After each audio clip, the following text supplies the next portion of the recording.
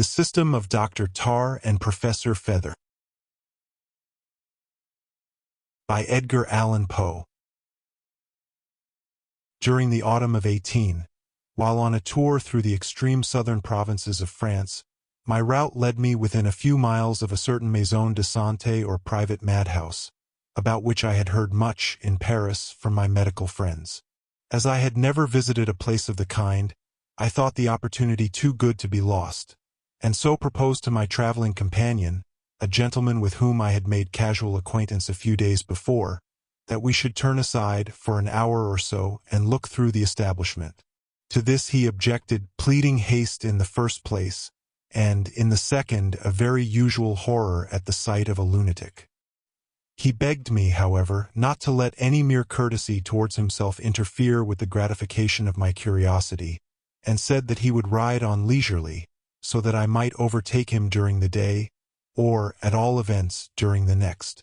As he bade me goodbye, I bethought me that there might be some difficulty in obtaining access to the premises, and mentioned my fears on this point. He replied that, in fact, unless I had personal knowledge of the superintendent, Monsieur Maillard, or some credential in the way of a letter, a difficulty might be found to exist, as the regulations of these private madhouses were more rigid than the public hospital laws.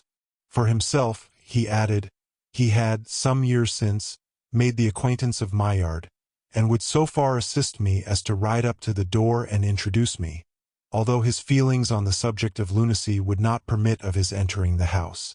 I thanked him, and, turning from the main road, we entered a grass-grown bypath, which, in half an hour, nearly lost itself in a dense forest, clothing the base of a mountain. Through this dank and gloomy wood we rode some 2 miles, when the maison de santé came in view. It was a fantastic chateau, much dilapidated, and indeed scarcely tenantable through age and neglect. Its aspect inspired me with absolute dread, and, checking my horse, I half resolved to turn back. I soon, however, grew ashamed of my weakness, and proceeded. As we rode up to the gateway, I perceived it slightly open, and the visage of a man peering through. In an instant afterward, this man came forth, accosted my companion by name, shook him cordially by the hand, and begged him to alight. It was Monsieur Maillard himself. He was a portly, fine-looking gentleman of the old school, with a polished manner, and a certain air of gravity, dignity, and authority which was very impressive. My friend, having presented me, mentioned my desire to inspect the establishment, and received Monsieur Maillard's assurance that he would show me all attention, now took leave, and I saw him no more. When he had gone, the superintendent ushered me into a small and exceedingly neat parlor, containing, among other indications of refined taste, many books, drawings, pots of flowers, and musical instruments. A cheerful fire blazed upon the hearth. At a piano, singing an aria from Bellini, sat a young and very beautiful woman, who, at my entrance, paused in her song, and received me with graceful courtesy. Her voice was low, and her whole manner subdued. I thought, too, that I perceived the traces of sorrow in her countenance, which was excessively, although to my taste, not unpleasingly pale. She was attired in deep mourning, and excited in my bosom a feeling of mingled respect, interest, and admiration. I had heard, at Paris, that the institution of Monsieur Maillard was managed upon what is vulgarly termed the system of soothing, that all punishments were avoided, that even confinement was seldom resorted to, that the patients, while secretly watched, were left much apparent liberty, and that most of them were permitted to roam about the house and grounds in the ordinary apparel of persons in right mind. Keeping these impressions in view, I was cautious in what I said before the young lady, for I could not be sure that she was sane, and, in fact, there was a certain restless brilliancy about her eyes which half led me to imagine she was not. I confined my remarks, therefore, to general topics, and to such as I thought would not be displeasing or exciting even to a lunatic. She replied in a perfectly rational manner to all that I said, and even her original observations were marked with the soundest good sense, but a long acquaintance with the metaphysics of mania had taught me to put no faith in such evidence of sanity, and I continued to practice, throughout the interview, the caution with which I commenced it. Presently a smart footman in livery brought in a tray with fruit, wine, and other refreshments, of which I partook, the lady soon afterward leaving the room. As she departed, I turned my eyes in an inquiring manner toward my host. "No," he said. "Oh, no, a member of my family, my niece, and a most accomplished woman. I beg 1,000 pardons for the suspicion," I replied. "But of course you will know how to excuse me. The excellent administration of your affairs here is well understood in Paris, and I thought it just possible, you know." "Yes, yes, say no more, or rather it is myself who should thank you for the commendable prudence you have displayed. We seldom find so much of forethought in young men, and, more than once, some unhappy contretemps has occurred in consequence of thoughtlessness on the part of our visitors.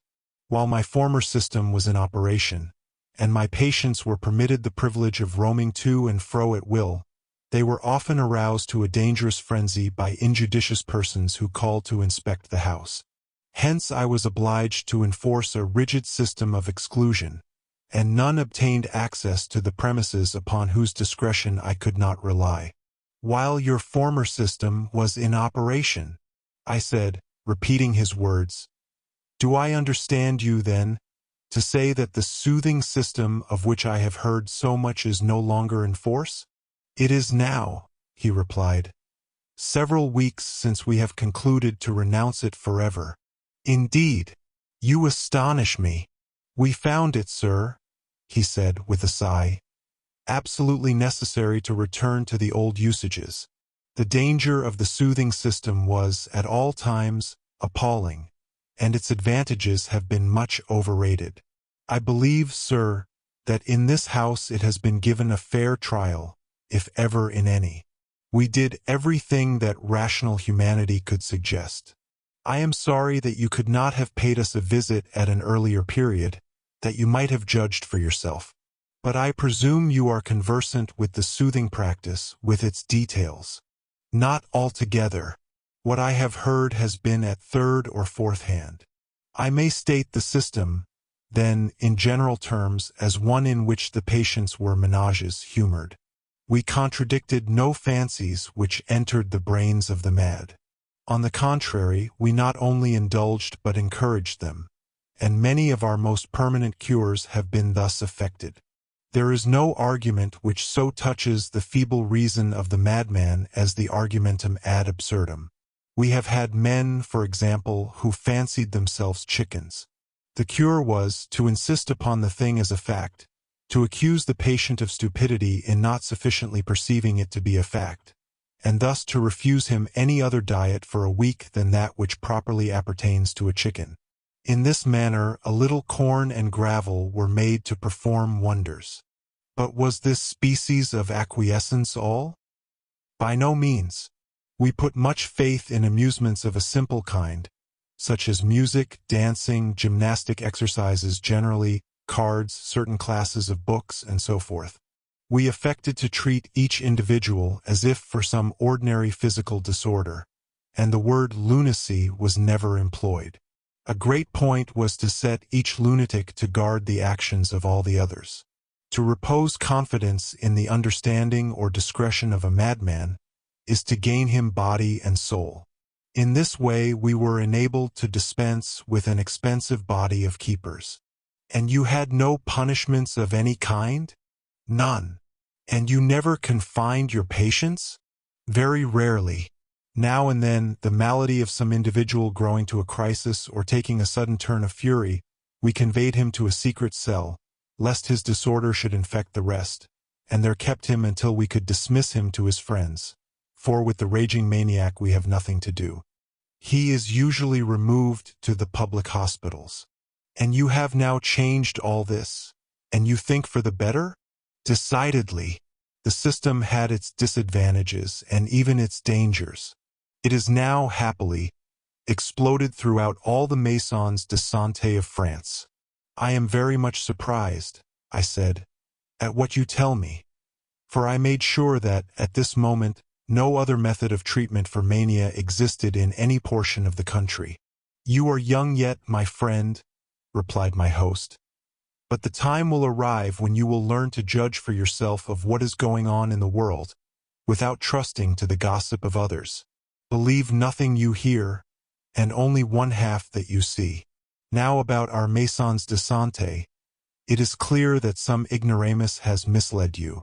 After dinner, however, when you have sufficiently recovered from the fatigue of your ride, I will be happy to take you over the house, and introduce to you a system which, in my opinion, and in that of everyone who has witnessed its operation, is incomparably the most effectual as yet devised." "Your own?" I inquired. "One of your own invention?" "I am proud," he replied, "to acknowledge that it is, at least in some measure." In this manner I conversed with Monsieur Maillard for an hour or two, during which he showed me the gardens and conservatories of the place. "I cannot let you see my patients," he said, "just at present. To a sensitive mind there is always more or less of the shocking in such exhibitions, and I do not wish to spoil your appetite for dinner. We will dine. I can give you some veal à la Meneholt with cauliflowers in velouté sauce. After that a glass of Claus de Vougeot, then your nerves will be sufficiently steadied." At 6, dinner was announced, and my host conducted me into a large salle à manger, where a very numerous company were assembled, 25 or 30 in all. They were, apparently, people of rank, certainly of high breeding, although their habiliments, I thought, were extravagantly rich, partaking somewhat too much of the ostentatious finery of the Vieille Cour. I noticed that at least 2/3 of these guests were ladies, and some of the latter were by no means accoutred in what a Parisian would consider good taste at the present day. Many females, for example, whose age could not have been less than 70 were bedecked with a profusion of jewelry, such as rings, bracelets, and earrings, and wore their bosoms and arms shamefully bare. I observed, too, that very few of the dresses were well made, or, at least, that very few of them fitted the wearers. In looking about, I discovered the interesting girl to whom Monsieur Maillard had presented me in the little parlor, but my surprise was great to see her wearing a hoop and farthingale with high-heeled shoes and a dirty cap of Brussels lace, so much too large for her that it gave her face a ridiculously diminutive expression. When I had first seen her, she was attired, most becomingly, in deep mourning. There was an air of oddity, in short, about the dress of the whole party, which, at first, caused me to recur to my original idea of the soothing system, and to fancy that Monsieur Maillard had been willing to deceive me until after dinner, that I might experience no uncomfortable feelings during the repast, at finding myself dining with lunatics. But I remembered having been informed, in Paris, that the southern provincialists were a peculiarly eccentric people, with a vast number of antiquated notions, and then, too, upon conversing with several members of the company, my apprehensions were immediately and fully dispelled. The dining-room itself, although perhaps sufficiently comfortable and of good dimensions, had nothing too much of elegance about it. For example, the floor was uncarpeted. In France, however, a carpet is frequently dispensed with. The windows, too, were without curtains. The shutters, being shut, were securely fastened with iron bars, applied diagonally, after the fashion of our ordinary shop shutters. The apartment, I observed, formed, in itself, a wing of the chateau, and thus the windows were on 3 sides of the parallelogram, the door being at the other. There were no less than 10 windows in all. The table was superbly set out. It was loaded with plate, and more than loaded with delicacies. The profusion was absolutely barbaric. There were meats enough to have feasted the Anakim. Never, in all my life, had I witnessed so lavish, so wasteful an expenditure of the good things of life.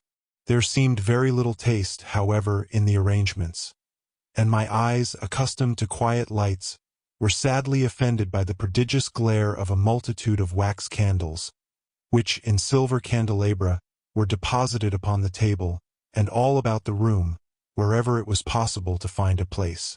There were several active servants in attendance, and upon a large table at the farther end of the apartment were seated 7 or 8 people with fiddles, fifes, trombones, and a drum.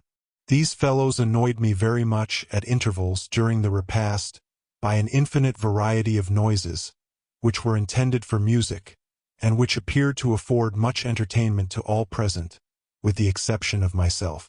Upon the whole, I could not help thinking that there was much of the bizarre about everything I saw, but then the world is made up of all kinds of persons with all modes of thought and all sorts of conventional customs. I had traveled, too, so much as to be quite an adept at the nil admirari. So I took my seat very coolly at the right hand of my host, and, having an excellent appetite, did justice to the good cheer set before me. The conversation, in the meantime, was spirited and general. The ladies, as usual, talked a great deal. I soon found that nearly all the company were well educated, and my host was a world of good-humored anecdote in himself. He seemed quite willing to speak of his position as superintendent of a maison de santé, and, indeed, the topic of lunacy was, much to my surprise, a favorite one with all present. A great many amusing stories were told, having reference to the whims of the patients.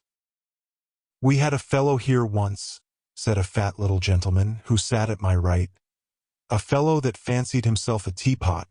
And by the way, is it not especially singular how often this particular crotchet has entered the brain of the lunatic? There is scarcely an insane asylum in France which cannot supply a human teapot.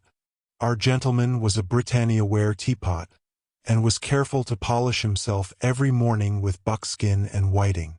And then," said a tall man just opposite, "we had here, not long ago, a person who had taken it into his head that he was a donkey, which, allegorically speaking, you will say, was quite true.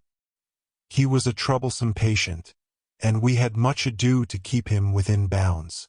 For a long time he would eat nothing but thistles, but of this idea we soon cured him by insisting upon his eating nothing else. Then he was perpetually kicking out his heels. So, Mr. de Kock, I will thank you to behave yourself." Here interrupted an old lady, who sat next to the speaker. "Please keep your feet to yourself. You have spoiled my brocade. Is it necessary, pray, to illustrate a remark in so practical a style? Our friend here can surely comprehend you without all this.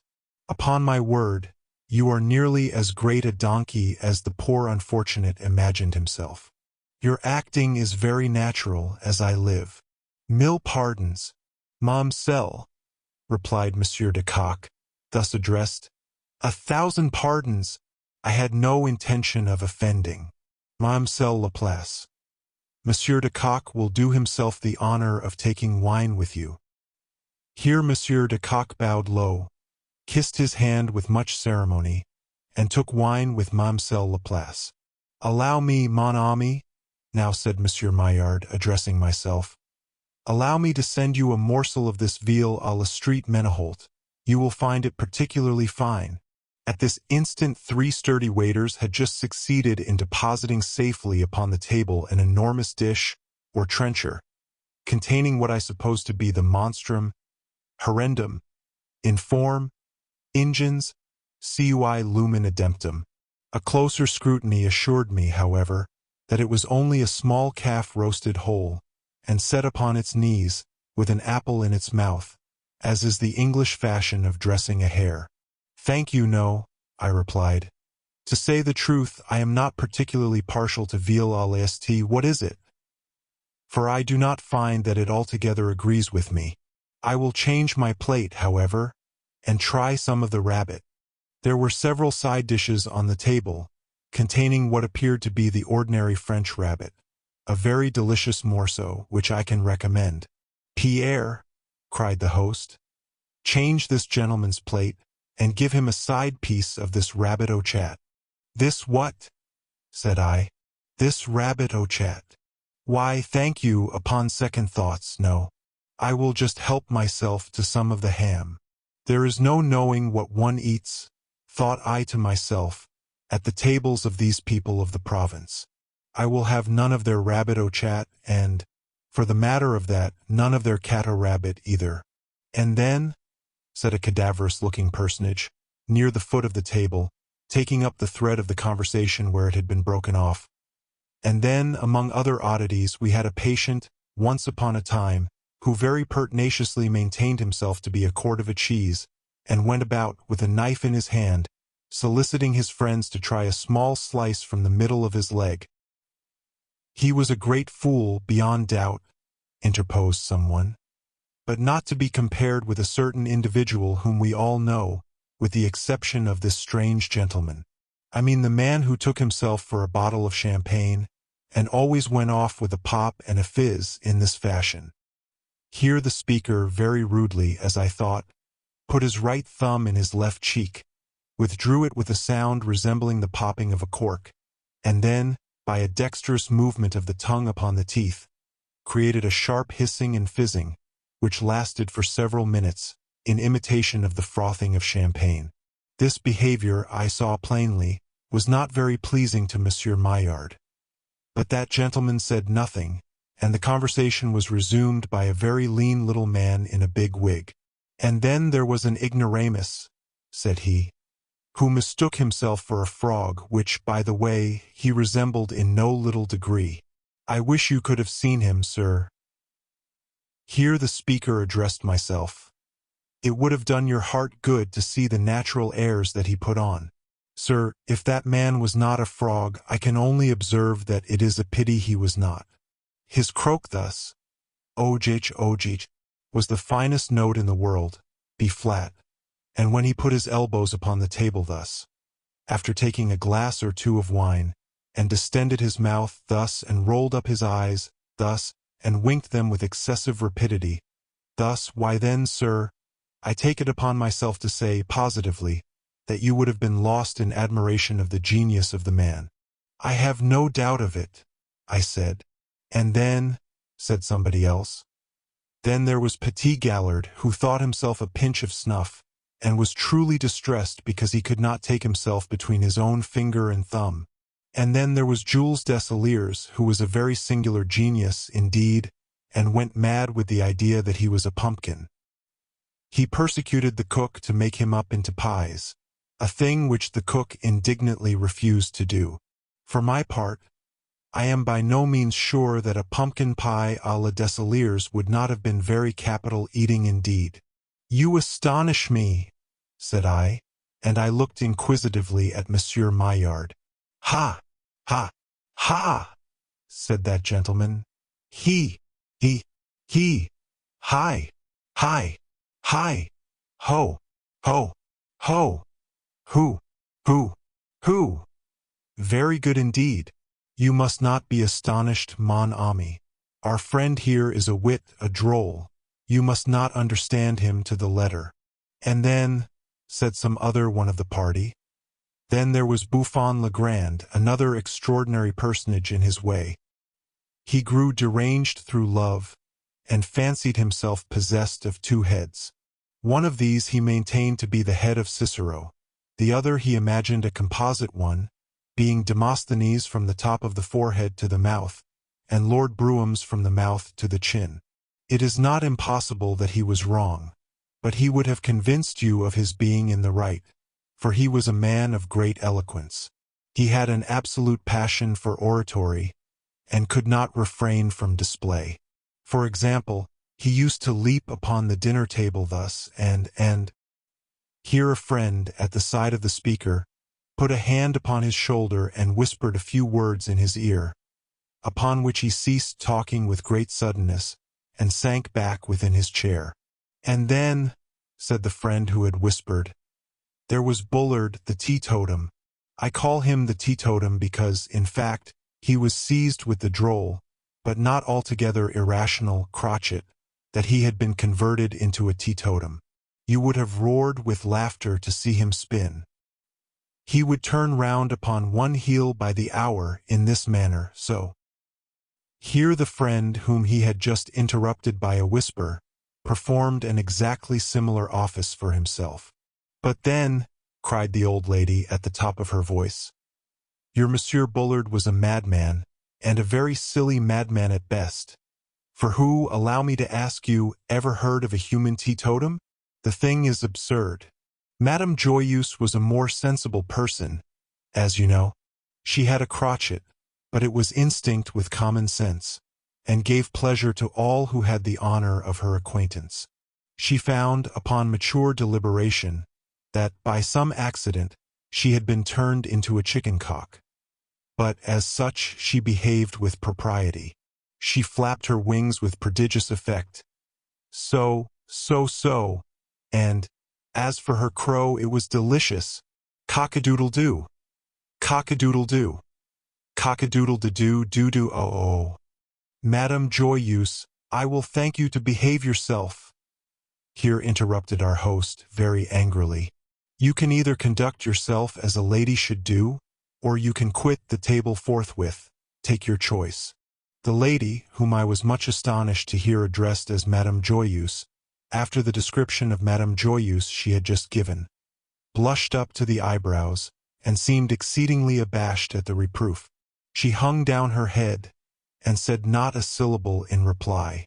But another and younger lady resumed the theme. It was my beautiful girl of the little parlor. Oh, Madame Joyeuse was a fool, she exclaimed. But there was really much sound sense, after all, in the opinion of Eugénie Salsifette. She was a very beautiful and painfully modest young lady, who thought the ordinary mode of habiliment indecent, and wished to dress herself, always, by getting outside instead of inside of her clothes.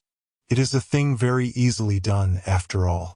You have only to do so, and then so, and then so, and then so, and then... Mon Dieu! Mamselle Salsifette! Here cried a dozen voices at once. What are you about? Forbear. That is sufficient. We see very plainly how it is done. Hold! Hold! And several persons were already leaping from their seats to withhold Mamselle Salsifette from putting herself upon a par with the Medicean Venus, when the point was very effectually and suddenly accomplished by a series of loud screams, or yells, from some portion of the main body of the chateau. My nerves were very much affected, indeed, by these yells. But the rest of the company I really pitied. I never saw any set of reasonable people so thoroughly frightened in my life. They all grew as pale as so many corpses, and, shrinking within their seats, sat quivering and gibbering with terror, and listening for a repetition of the sound. It came again, louder and seemingly nearer, and then a third time very loud, and then a fourth time with a vigor evidently diminished. At this apparent dying away of the noise, the spirits of the company were immediately regained, and all was life and anecdote as before. I now ventured to inquire the cause of the disturbance. A mere bagatelle, said Monsieur Maillard. We are used to these things and care really very little about them. The lunatics, every now and then, get up a howl in concert, one starting another, as is sometimes the case with a bevy of dogs at night. It occasionally happens, however, that the concerto yells are succeeded by a simultaneous effort at breaking loose, when, of course, some little danger is to be apprehended. And how many have you in charge? At present we have not more than 10, altogether. Principally females, I presume? Oh, no, every one of them men, and stout fellows too, I can tell you. Indeed, I have always understood that the majority of lunatics were of the gentler sex. It is generally so, but not always. Some time ago, there were about 27 patients here, and of that number no less than 18 were women. But lately matters have changed very much, as you see. Yes, have changed very much, as you see. Here interrupted the gentleman who had broken the shins of Mamselle Laplace. Yes, have changed very much, as you see, chimed in the whole company at once. Hold your tongues, every one of you, said my host, in a great rage, whereupon the whole company maintained a dead silence for nearly a minute. As for one lady, she obeyed Monsieur Maillard to the letter, and thrusting out her tongue, which was an excessively long one, held it very resignedly, with both hands, until the end of the entertainment. And this gentlewoman, said I to Monsieur Maillard, bending over and addressing him in a whisper. This good lady who has just spoken, and who gives us the cock-a-doodle-de-doo. She, I presume, is harmless, quite harmless, harmless, ejaculated he, in unfeigned surprise. Why, what can you mean? Only slightly touched? Said I, touching my head. I take it for granted that she is not dangerously affected, Mon Dieu, what is it you imagine?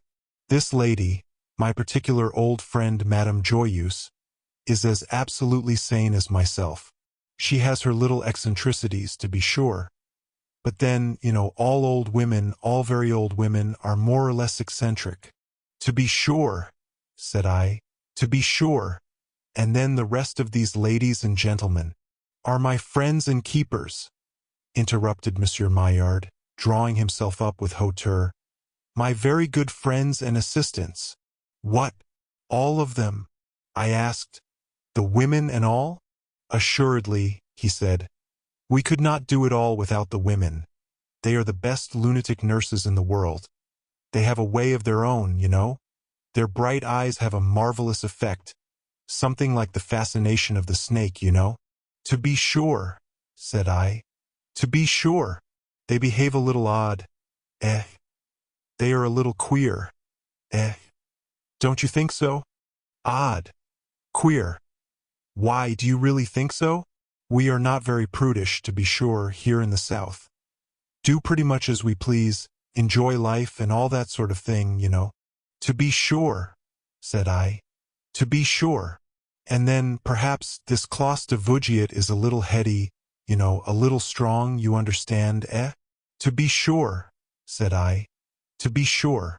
By the by, monsieur, did I understand you to say that the system you have adopted, in place of the celebrated soothing system, was one of very rigorous severity? By no means.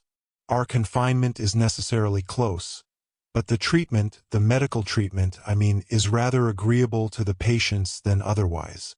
And the new system is one of your own invention? Not altogether. Some portions of it are referable to Professor Tarr, of whom you have, necessarily, heard. And again, there are modifications in my plan which I am happy to acknowledge as belonging of right to the celebrated Fether, with whom, if I mistake not, you have the honor of an intimate acquaintance. I am quite ashamed to confess, I replied, that I have never even heard the names of either gentleman before. Good heavens! Ejaculated my host, drawing back his chair abruptly and uplifting his hands.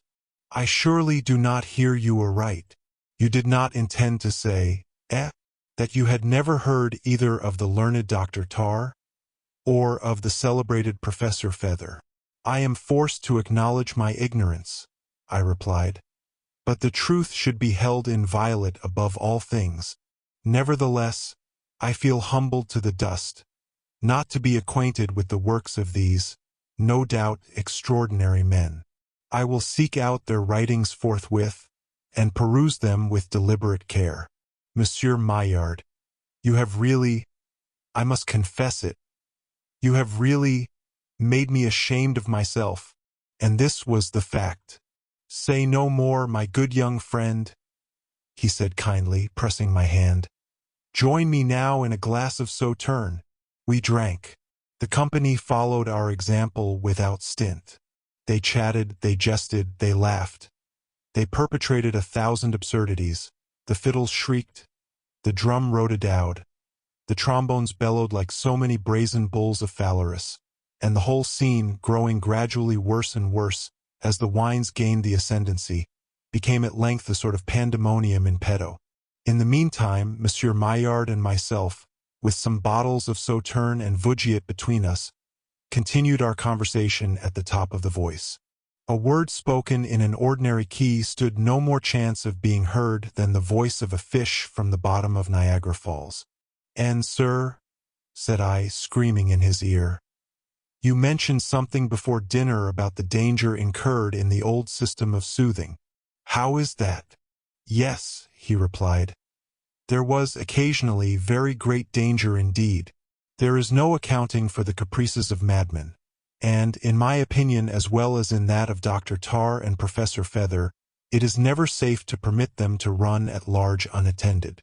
A lunatic may be soothed, as it is called, for a time, but in the end he is very apt to become obstreperous. His cunning, too, is proverbial and great. If he has a project in view, he conceals his design with a marvelous wisdom, and the dexterity with which he counterfeits sanity presents, to the metaphysician, one of the most singular problems in the study of mind. When a madman appears thoroughly sane, indeed, it is high time to put him in a straitjacket. But the danger, my dear sir, of which you were speaking in your own experience, during your control of this house, have you had practical reason to think liberty hazardous in the case of a lunatic? Here, in my own experience, why, I may say yes. For example, no very long while ago, a singular circumstance occurred in this very house. The soothing system, was then in operation and the patients were at large. They behaved remarkably well, especially so. Anyone of sense might have known that some devilish scheme was brewing from that particular fact, that the fellows behaved so remarkably well. And sure enough, one fine morning the keepers found themselves pinioned hand and foot, and thrown into the cells, where they were attended, as if they were the lunatics, by the lunatics themselves, who had usurped the offices of the keepers. You don't tell me so. I never heard of anything so absurd in my life. Fact, it all came to pass by means of a stupid fellow, a lunatic, who, by some means, had taken it into his head that he had invented a better system of government than any ever heard of before, of lunatic government, I mean. He wished to give his invention a trial, I suppose, and so he persuaded the rest of the patients to join him in a conspiracy for the overthrow of the reigning powers. And he really succeeded? No doubt of it. The keepers and kept were soon made to exchange places. Not that exactly either, for the madmen had been free, but the keepers were shut up in cells forthwith, and treated, I am sorry to say, in a very cavalier manner. But I presume a counter-revolution was soon effected. This condition of things could not have long existed. The country people in the neighborhood, visitors coming to see the establishment, would have given the alarm. There you are out. The head rebel was too cunning for that. He admitted no visitors at all, with the exception, one day, of a very stupid-looking young gentleman of whom he had no reason to be afraid. He let him in to see the place just by way of variety, to have a little fun with him. As soon as he had gammoned him sufficiently, he let him out and sent him about his business. And how long, then, did the madman reign? Oh, a very long time indeed, a month certainly, how much longer I can't precisely say. In the meantime the lunatics had a jolly season of it, that you may swear. They doffed their own shabby clothes, and made free with the family wardrobe and jewels. The cellars of the chateau were well stocked with wine, and these madmen are just the devils that know how to drink it. They lived well, I can tell you. And the treatment, what was the particular species of treatment which the leader of the rebels put into operation? Why, as for that, a madman is not necessarily a fool, as I have already observed. And it is my honest opinion that his treatment was a much better treatment than that which it superseded. It was a very capital system indeed, simple, neat, no trouble at all. In fact, it was delicious. It was— Here my host's observations were cut short by another series of yells, of the same character as those which had previously disconcerted us. This time, however, they seemed to proceed from persons rapidly approaching. Gracious heavens! I ejaculated. The lunatics have most undoubtedly broken loose. I very much fear it is so, replied Monsieur Maillard, now becoming excessively pale. He had scarcely finished the sentence, before loud shouts and imprecations were heard beneath the windows, and immediately afterward it became evident that some persons outside were endeavoring to gain entrance into the room. The door was beaten with what appeared to be a sledgehammer, and the shutters were wrenched and shaken with prodigious violence. A scene of the most terrible confusion ensued. Monsieur Maillard, to my excessive astonishment, threw himself under the sideboard. I had expected more resolution at his hands. The members of the orchestra, who, for the last 15 minutes, had been seemingly too much intoxicated to do duty, now sprang all at once to their feet and to their instruments, and scrambling upon their table broke out with one accord into Yankee Doodle, which they performed, if not exactly in tune, at least with an energy superhuman, during the whole of the uproar. Meantime, upon the main dining table, among the bottles and glasses, leaped the gentleman who, with such difficulty, had been restrained from leaping there before. As soon as he fairly settled himself, he commenced an oration, which, no doubt, was a very capital one, if it could only have been heard.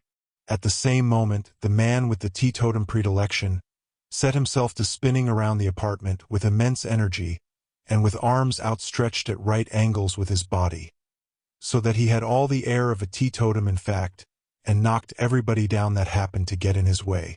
And now, too, hearing an incredible popping and fizzing of champagne, I discovered at length that it proceeded from the person who performed the bottle of that delicate drink during dinner. And then, again, the frogman croaked away as if the salvation of his soul depended upon every note that he uttered. And, in the midst of all this, the continuous braying of a donkey arose over all. As for my old friend Madame Joyeuse, I really could have wept for the poor lady. She appeared so terribly perplexed. All she did, however, was to stand up in a corner, by the fireplace, and sing out incessantly at the top of her voice, "Cock-a-doodle-de-doo." And now came the climax, the catastrophe of the drama. As no resistance, beyond whooping and yelling and cock-a-doodling, was offered to the encroachments of the party without, the 10 windows were very speedily, and almost simultaneously, broken in.